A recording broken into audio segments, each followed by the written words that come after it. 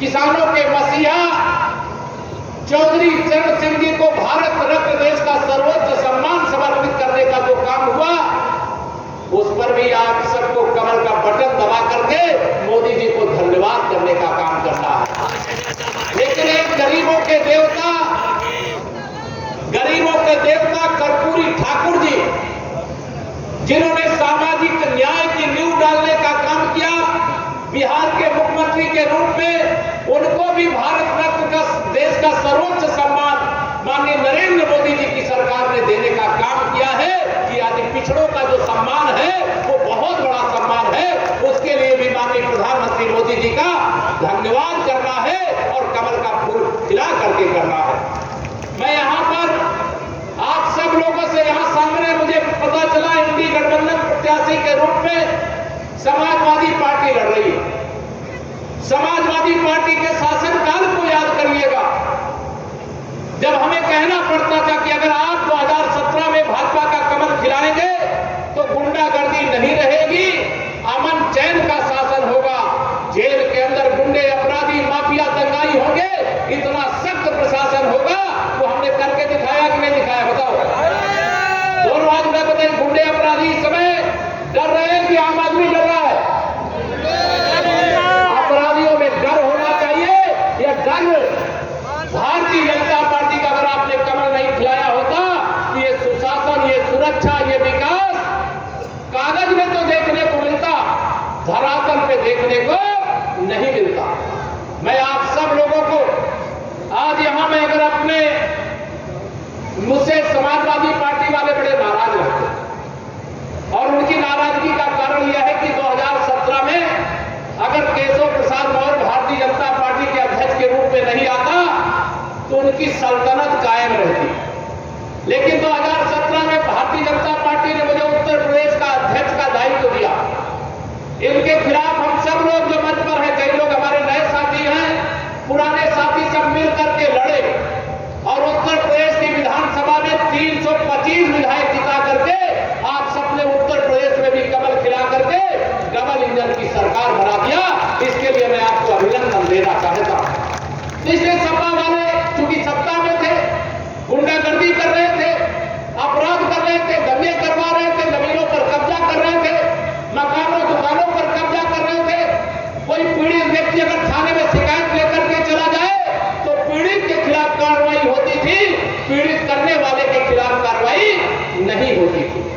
आज मैं यह कहने के लिए विवश हूं, अगर आप मेरी बात से सहमत हो, 2017 से पहले इस उत्तर प्रदेश का नारा था, उत्तर प्रदेश में सपा का नारा था, सपा का नारा खाली प्लाट, खाली मकान हमारा रहता था कि नहीं रहता था?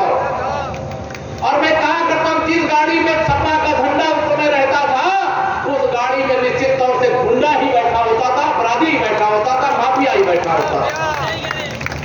इसलिए मैं आरोप लगाया करता हूं इस पार्टी के ऊपर, अगर पाकिस्तान आतंकवादियों को पैदा करने की फैक्ट्री है तो गुंडे अपराधी माफिया और दंगाई पैदा करने की फैक्ट्री ये समाजवादी पार्टी है। और इस पार्टी के साथ जो कांग्रेस है, ये भ्रष्टाचार के दलदल में इस देश को डुबोने का काम किया। इसलिए कांग्रेस पार्टी को मैं भ्रष्टाचार के अम्मा की अम्मा कहता हूं। आप सब लोगों से निवेदन है, भ्रष्टाचार मुक्त भारत होना चाहिए कि नहीं होना चाहिए? दोनों हाथ में बताइए, होना चाहिए कि नहीं होना चाहिए? माननीय नरेंद्र मोदी जी ने देशवासियों से अपील करते हुए क्या कहा है? भ्रष्टाचार मुक्त भारत बनाने के लिए अभी तो झांकी है, अभी जो आपने देखा है ना 10 वर्षों में, अभी ये झांकी है, पूरी पिक्चर तो बाकी है मेरे मित्रों, पूरी पिक्चर बाकी है।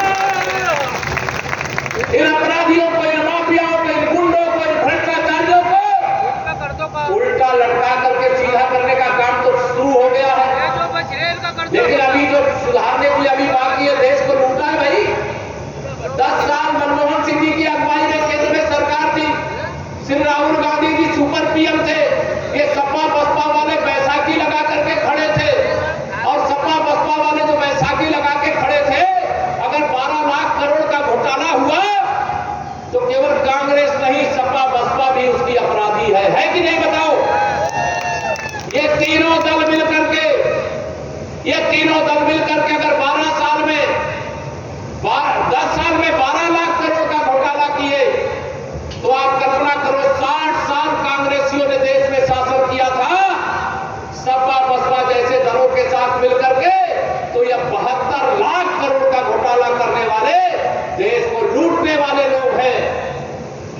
मेरे मोदी जी कहते हैं न खाऊंगा और न खाने,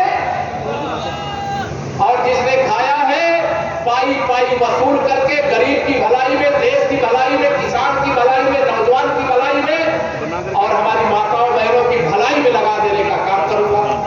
अब ये सारे विरोधी बड़े बौखलाए हुए कि जब दूसरी बार सरकार आई तो अभी तो केवल भ्रष्टाचार के आरोप में एक झारखंड का मुख्यमंत्री जेल गया है, दूसरा दिल्ली का मुख्यमंत्री जेल में है, तिहाड़ जेल में है, इस्तीफा ही नहीं दे रहा। तो ये सारे भ्रष्टाचारी सोच रहे हैं कि 4 जून 4 बजे 400 पार होने के बाद जो बेल पर हैं वो भी शायद जेल में होंगे। जिन्होंने देश को लूटा है उनको बख्शा नहीं जाएगा, ये उनको पता है। मेरे प्रधानमंत्री जी कहते सबका साथ सबका विकास, और इनके क्या कहना है, सपा वालों का क्या कहना है, कुछ का साथ गुंडों का विकास, कुछ का साथ अपराधियों का विकास, कुछ का साथ दंगाइयों का विकास, कुछ का साथ माफियाओं का विकास। यह सपा को सफा करने का काम आपको करना है। 2024 में समाजवादी पार्टी को समाप्तवादी पार्टी बनाने का काम करना है। तैयार हो? 2019 में तो हमारे साथ राष्ट्रीय लोकदल नहीं था, आज तो राष्ट्रीय लोकदल भी है। सपा की गाड़ी 2019 में तो राष्ट्रीय लोकदल के सहारे पश्चिम के जिलों में चल गई थी, कुछ जिलों में चल गई थी, लेकिन आज सपा को कोई पूछने वाला नहीं है। समाजवादी पार्टी घोर अंतर्ग्रह का शिकार है, या एक परिवार की पार्टी बनकर के रह गई है। जब इन्होंने देखा कि सारा पिछड़ा वर्ग मोदी जी के साथ हो गया है, अगर एक गरीब माँ बाप का बेटा, एक चाय बेचने का वाले का बेटा, एक अति पिछड़े वर्ग में पैदा होने वाले का बेटा अगर देश का प्रधानमंत्री बन गया तो तुमको इतना दर्द हो रहा है। जिसने देश को सुधार दिया, इतना सुधारा मेरे मित्रों। हमारे यूपी की आबादी 25 करोड़ है और मोदी जी के 10 साल के शासन में 25 करोड़ लोग गरीबी रेखा के बाहर निकाल दिए गए।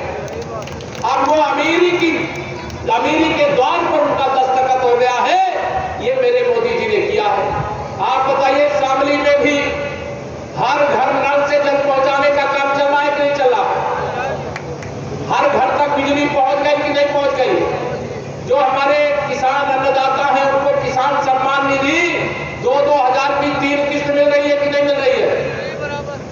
अनेक ऐसे काम है। 80 करोड़ लोगों को देश में प्रधानमंत्री गरीब कल्याण अन्न योजना का राशन फ्री में मिल रहा है कि नहीं मिल रहा है?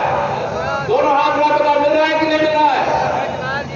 मेरे प्रधानमंत्री जी ने कहा है प्रधानमंत्री गरीब कल्याण अन्न योजना का राशन अभी 5 साल तक जैसे मिल रहा है वैसे हम देते रहेंगे। अभी 5 साल तक और मिलता रहेगा। अब ये कांग्रेस वाले हो, सपा वाले हो, बसपा वाले हो, ये तो चाहते हैं कि गरीब भूख से मर जाए, लेकिन आप सबका आशीर्वाद गरीब माँ बाप के बेटे के ऊपर है। तो जब से मोदी जी देश के प्रधानमंत्री बने हैं, कोई भूख से मरा है क्या? कोई भूख से नहीं मर सकता, क्योंकि एक गरीब माँ बाप का बेटा, गरीबों का दर्द जानने वाला दिल्ली के कुर्सी पर बैठा है, देश के प्रधानमंत्री की कुर्सी पर बैठा है।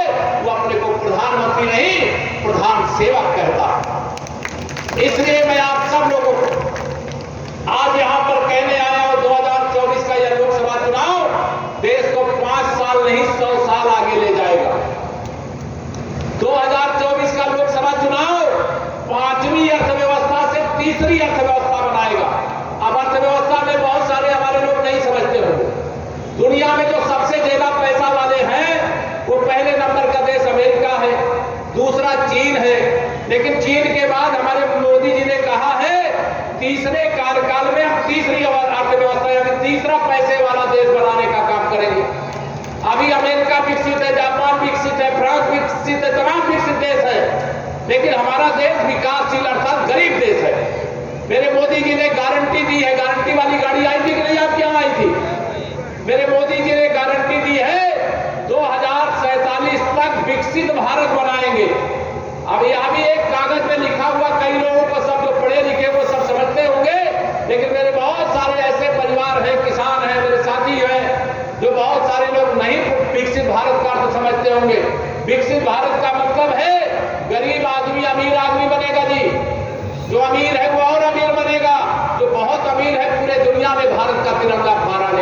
करेगा, यह भारत विकसित भारत होगा। उसकी बहुत व्याख्या उसमें मैं नहीं जाना चाहता। मेरा नौजवान रोजगार के लिए अपना घर परिवार और अपना जिला छोड़ करके नहीं भटकेगा, तो रोजगार उसका द्वार खटखटाएगा। ऐसा भारत का निर्माण मेरे मोदी जी करने का काम कर रहे हैं। महिलाओं का सशक्तिकरण, या माताएं बहनें हैं, 3 करोड़ महिलाओं को लखपति दीदी बनाने का फैसला मेरे प्रधानमंत्री श्री नरेंद्र मोदी जी ने किया। 1 करोड़ दीदियां लखपति दीदी बन गई है। लखपति दीदी किन घरों से आती है? जो गरीब परिवार है, जिनके पास आमदनी का वास्तव में वैसा साधन नहीं जैसा होना चाहिए, उन गरीब परिवारों से समूह बनाए जाते हैं महिलाओं के। वह समूह को कारोबार के लिए पैसा दिया जाता है। उस पैसे से वह लखपति दीदी बने, इसके लिए सरकार की ओर से मदद किया जाता है। यह मेरे प्रधानमंत्री नरेंद्र मोदी जी के नेतृत्व में, माननीय योगी आदित्यनाथ जी के नेतृत्व में देश और प्रदेश की सरकार कर रही है। ये विरोधियों को यह अच्छा नहीं लगता। मेरे साथियों, कांग्रेस ने गरीबी हटाओ का नारा दिया, लेकिन गरीबों को लूटने के अलावा कुछ नहीं किया। लेकिन मेरे मोदी जी ने गरीबी हटाओ का नारा तो नहीं दिया, लेकिन 25 करोड़ लोगों को गरीबी रेखा से बाहर निकाल करके ला करके खड़ा कर दिया। मेरे प्रधानमंत्री जी, गरीब व्यक्ति के पास अगर बीमार हो जाए तो इलाज कराने का पैसा नहीं होता था। 5 लाख रुपए तक का इलाज कराने के लिए आयुष्मान भारत कार्ड बनाने का काम किया। बताइए किया है कि नहीं किया है? ये मोदी जी ही कर सकते हैं। याद करिए, 2017 से पहले शामली में कितने घंटे बिजली आती थी, याद है? भूल गए? कितने घंटे आती थी? अब कितना आती है? सपा सरकार के समय बिजली आती नहीं थी और भाजपा की सरकार के समय बिजली जाती नहीं है। यह अंतर होता है। भारतीय जनता पार्टी यही सुशासन है, यही विकास है, यही राम राज्य है। माननीय नरेंद्र मोदी जी के नेतृत्व में भगवान श्री रामलला की जन्मभूमि पर 500 साल बाद भव्य मंदिर का निर्माण हुआ। यह कांग्रेस पार्टी के लोग या समाजवादी पार्टी के लोग रामलला के मंदिर निर्माण के समय जो प्राण प्रतिष्ठा का कार्यक्रम हुआ, उसका निमंत्रण भेजा गया, निमंत्रण ठुकरा दिया। अरे राम जी को केवल यह मत मानो कि वो हिंदुओं का केवल धर्म स्थल है। रामलला का मंदिर इस राष्ट्र की एकता का मंदिर है। राम मंदिर राष्ट्र मंदिर है। अगर आपको बुलाया गया था, आप चले जाते। आपने रामलला का निमंत्रण ठुकराया है। अब राम भक्त अगर आपको ठुकरावे तो आश्चर्य मत करना, क्योंकि सपा को इसका जवाब मिलना चाहिए कि नहीं मिलना चाहिए? कांग्रेस ने भगवान रामलला को काल्पनिक बताया तो हुए ही नहीं भगवान। ऐसे राम राम हम लोग करते हैं क्या?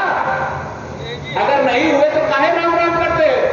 राम हुए थे, इसका प्रमाण देने की आवश्यकता नहीं है। जिन्होंने काल्पनिक बताया उनको सजा देने की आवश्यकता है। कांग्रेस ने कहा था जम्मू कश्मीर से 370 को समाप्त नहीं किया जा सकता है, लेकिन 56 इंच के सीने वाले ने 370 को सदा सदा को ये समाप्त कर दिया और एक मजबूत भारत के निर्माण में अपना योगदान देने का काम किया। अब इनके नेता सब कहते हैं कि अगर हमें बहुमत मिलेगा तो हम 370 को वापस लाएंगे। और मैं कहता हूं कि 2047 तक सपा बसपा कांग्रेस के लोगों, तुम्हें बहुमत को क्या, विपक्ष में नेता का पद पाने के लिए जो 54 सांसद चाहिए उतने भी तुम्हारे बनेंगे कि नहीं बनेंगे, इस बात की भी कोई गारंटी नहीं है। 2024 में कैराना सहित उत्तर प्रदेश की 80 की 80 लोकसभा सीटें जिता करके माननीय मोदी जी को तीसरी बार प्रधानमंत्री बनाने को तैयार हो? तैयार हो? मैं माननीय प्रधानमंत्री जी से भेंट होगी तो मैं बता दूंगा कि कैराना लोकसभा जितने वोटों से 2019 में जीती थी, कम से कम उसमें और 1 लाख ज्यादा वोट बढ़ा करके जिता करके भेजने का काम करोगे। ये नारा लगा सकते हैं क्या? अब की बार कैराना 2 लाख पार लगा सकते हैं क्या?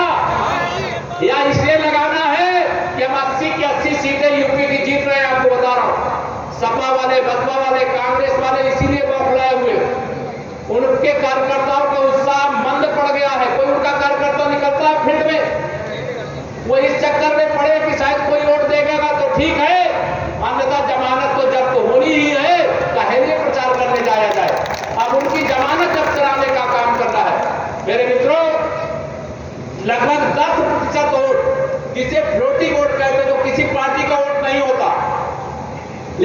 कह सकता हूं, जो किसी का वोटर नहीं है वो भाजपा का वोटर है, वो मोदी जी का वोटर है, भाजपा गठबंधन का वोटर है। बताइए है कि नहीं है? जो गरीब आदमी है, जो कभी भाजपा को वोट नहीं देता था, बताओ इस बार देना चाहता है कि नहीं देना चाहता? और मैं अपील भी करना चाहता हूं कैराना लोकसभा के मतदाताओं से कि 2024 का ये जो लोकसभा चुनाव है, यह ऐतिहासिक चुनाव है। आपने 10 वर्ष मोदी जी को प्रधानमंत्री बनने का मौका दिया, देश की तस्वीर भी बदली है, देशवासियों की तकदीर भी बदली है। और आने वाले 5 साल में भव्य भारत का निर्माण होने जा रहा है, भ्रष्ट भारत का अंत होने जा रहा है। जो भ्रष्टाचार करने वाले हैं उनकी राजनीति का अंत होने जा रहा है और एक नई राजनीति की शुरुआत का समय है। अगर 100 साल देश आगे जाएगा तो जो मेरे सामने बैठे यही नहीं, आपकी आने वाली पीढ़ियों के लिए भी भव्य भारत का निर्माण होकर के मिलेगा। कांग्रेस मुक्त, सपा बसपा मुक्त। मैं सपा को जब समाजवादी पार्टी कहता हूं तो मैंने कहा सपा वाले मुझसे चिढ़ जाते हैं। वो कहते हैं केशव प्रसाद समाजवादी पार्टी क्यों कहता है? अरे तुम्हारे घरों ने तुम्हें समाजवादी पार्टी बना दिया। अगर 2012 से 2017 के बीच में जब सरकार थी तब तुमने पिछड़ों का ध्यान दिया होता तो आज पीडीए की बात नहीं करनी पड़ती। आज पीडीए इसलिए बात कर रहे हो कि भरमान हो पिछड़ों को, लेकिन मैं ये कहता हूं इनका पीडीए परिवार डेवलपमेंट अथॉरिटी है, परिवार का डेवलपमेंट करने वाली कंपनी मात्र है। इसलिए मैं आप सब लोगों को आज यहां पर यही निवेदन करना चाहता हूं, सपा की साइकिल तो पंचर 2014 में ही हो गई थी, क्योंकि आपने 2014 में यहां से बाबू हुकुम सिंह जी को लोकसभा में सांसद बना करके भेजा था, याद है? फिर 2019 में बाबू जी हम सबके बीच नहीं रहे, लोकसभा का चुनाव हुआ, हमारे विधायक थे प्रदीप चौधरी जी, उनको प्रत्याशी बनाया आपने, प्रदीप चौधरी जी को भी विजयी बना करके भेजने का काम किया।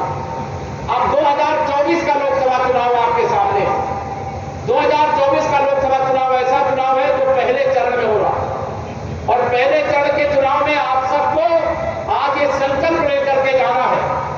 आपको अपने गांव में, अपने बूथ में, अपने मंडल में, अपने शक्ति केंद्र में, जो आपका कार्य क्षेत्र है, वहां का नरेंद्र मोदी जी बन करके अपना अपना बूथ, अपना अपना क्षेत्र जिताने का काम करना है। प्रदीप चौधरी जी तो आप हो ही, केशव प्रसाद मौर्य, योगी आदित्यनाथ तो आप हो ही, हमारा कार्यकर्ता ही हमारा सब कुछ है। इसलिए मैं अपने एक एक कार्यकर्ता से अपील करता हूं, अभी नहीं तो कभी नहीं, ये सपा बसपा कांग्रेस की बीमारी से इस प्रदेश को सदा सदा के लिए मुक्त कराना है। इसलिए मैं नारा दिया करता हूं, कांग्रेस मुक्त भारत देश, सपा बसपा मुक्त उत्तर प्रदेश। और सपा बसपा मुक्त उत्तर प्रदेश बनाने का यह समय है। कांग्रेस मुक्त भारत बनना शुरू हो गया। आप कहोगे कहां से? तो अरुणाचल प्रदेश में भाजपा और कांग्रेस ही होती है। अभी हमारे 10 विधायक वहां से निर्विरोध जीत गए, कांग्रेस को प्रत्याशी भी नहीं मिला तो चुनाव लड़े। और मोदी जी पर भरोसा है, सपा बसपा कांग्रेस तो धोखा है कि नहीं धोखा? ये कहेंगे कुछ, करेंगे कुछ भी नहीं। और मोदी जी जो कहते हैं वो करते हैं, बल्कि मोदी जी जो कहते हैं उससे ज्यादा करते हैं। और आप सब जो भी जिस क्षेत्र के, मेरे प्रधानमंत्री जी कहते देश के 140 करोड़ लोगों का जो स्वप्न है कि मेरे जीवन में यह होना चाहिए, प्रधानमंत्री जी कहते हैं जो स्वप्न हमारे देशवासियों का है वह नरेंद्र मोदी का संकल्प है कि हम उसे पूरा करके देने का काम करेंगे। आप सब से लंबी बातें न कह करके अंत में यही कहूंगा कि सारी बातों का निष्कर्ष 2 लाइन में मैं आपको कह दे रहा हूं। घर घर में खुशहाली पहुंचे, घर घर में खुशहाली पहुंचे, बस इतना फर्ज निभा देना, बाकी सब मोदी कर देंगे। तुम कमल का बटन या संकल्प लेकर के यहां से जाइए। जितना वोट 2019 में आपने यहां पर दिलाया था अपने अपने बूथ पर, उसमें 370 वोट अतिरिक्त दिलाने का काम करना है। करा सकते हो? 370 बढ़ाना है तो बढ़ा सकते जरा हाथ उठा के बताओ अपने बूथ में तो 370 सब बढ़ा दोगे? तब तो मुझे विशेष अभिनंदन करने के लिए 4 जून 400 पार 4 बजे जब हो जाएगा उसके बाद फिर आना पड़ेगा, केवल चुनाव में नहीं, अगला चुनाव 27 का चुनाव जो होने वाला उससे पहले ही आना पड़ेगा, क्योंकि 27 के चुनाव का संदेश 2024 से भी चला जाना चाहिए। हमें सुशासन चाहिए, विकास चाहिए, गुंडई नहीं चाहिए। अभी शानदार सड़कों की चर्चा हमारे सांसद जी भी कर रहे थे, हमारे पूर्व मंत्री जी भी कर रहे थे। बनी है शानदार सड़कें, क्यों कह रहे हैं? 2 लाख में बनी है, बन गई ना। ये सब इतने सक्रिय लोग हैं। सरकार जितना भी बजट में पैसा होता था शामली जिला की दृष्टि से छोटा था, लेकिन जो भी मांगे होंगे उत्तर प्रदेश सरकार का और केंद्र सरकार का दोनों का खजाना शामली के लिए सदा खुला रहा कि नहीं खुला रहा। और आगे के लिए भी मैं कह रहा हूं, लक्ष्मी जी चाहिए कि नहीं चाहिए? शामली के विकास के लिए लक्ष्मी जी की जरूरत है कि नहीं है? और लक्ष्मी जी साइकिल में बैठ के आएंगी, कमल के फूल पर बैठ कर आएंगी। तो बस बाकी सब कुछ जाओ भूल, याद रखो नरेंद्र मोदी और कमल का। तो आपने जो जिम्मेदारी लिया है उसे आप निभा देना, हर बूथ पर 370 रोड बढ़ा देना। माननीय नरेंद्र मोदी जी के नेतृत्व में प्रचंड बहुमत की 2024 में सरकार बना देना और देश को 100 साल आगे बढ़ाने में अपने भी योगदान दे देने का काम करना। और जो यहाँ पर दूसरे समाज, हमारे बहुत सारे ऐसे साथी हैं जो भारतीय जनता पार्टी के बारे में सपा बसपा कांग्रेस वाले क्या भ्रम फैलाते हैं कि भाजपा के मुसलमान तो दुश्मन है। हमारा कोई दुश्मन नहीं है। जो गुंडा है वो हमारा दोस्त नहीं है, जो अपराधी है वो हमारा दोस्त नहीं है, जो माफिया है वो हमारा दोस्त नहीं है, जो दंगे करवाता है वो हमारा दोस्त नहीं है, जो भ्रष्टाचार करता है वो हमारा दोस्त नहीं है। बाकी सभी हमारे दोस्त है। सबका साथ सबका विकास इसलिए हम करते हैं। और कोई भी योजना का लाभ पूछ लेना, जिसके पास वोट मांगने सबके पास जाना। अगर सबको डबल इंजन की सरकार के माध्यम से सभी प्रकार का फायदा मिल रहा है तो वोट मांगने के लिए भी जरूर जाना। मैं भी सभा के माध्यम से सबके वोट की अपील करता हूं कि कमल के फूल पर वोट दीजिए। और जितना करके दिखाया है ये तो झांकी, आगे पूरी पिक्चर दिखा देंगे, जो करना होगा बाकी वो अभी कर देंगे। लेकिन सबसे वोट मांगने जाना। अगर प्रधानमंत्री गरीब कल्याण अन्न योजना का राशन केवल हिंदुओं को मिल रहा है कि मुसलमानों को भी मिल रहा है? सबको मिल रहा है। दोनों हाथ उठा के बताओ, मिल रहा है सबको? अगर सबको मिल रहा है तो सबका आशीर्वाद हमें मिलना चाहिए कि नहीं मिलना चाहिए? हर घर नल से जल पहुंचाने का काम सबके लिए हो रहा है कि केवल हिंदुओं के लिए हो रहा है? केवल अगड़ी जाति, पिछड़ी जाति, अनुसूचित जाति सबके लिए हो रहा है कि नहीं हो रहा है? जब हम सबके लिए काम करते हैं तो सबके लिए काम करेंगे और इसे सबका समर्थन मांगते हैं, सबका सहयोग मांगते हैं।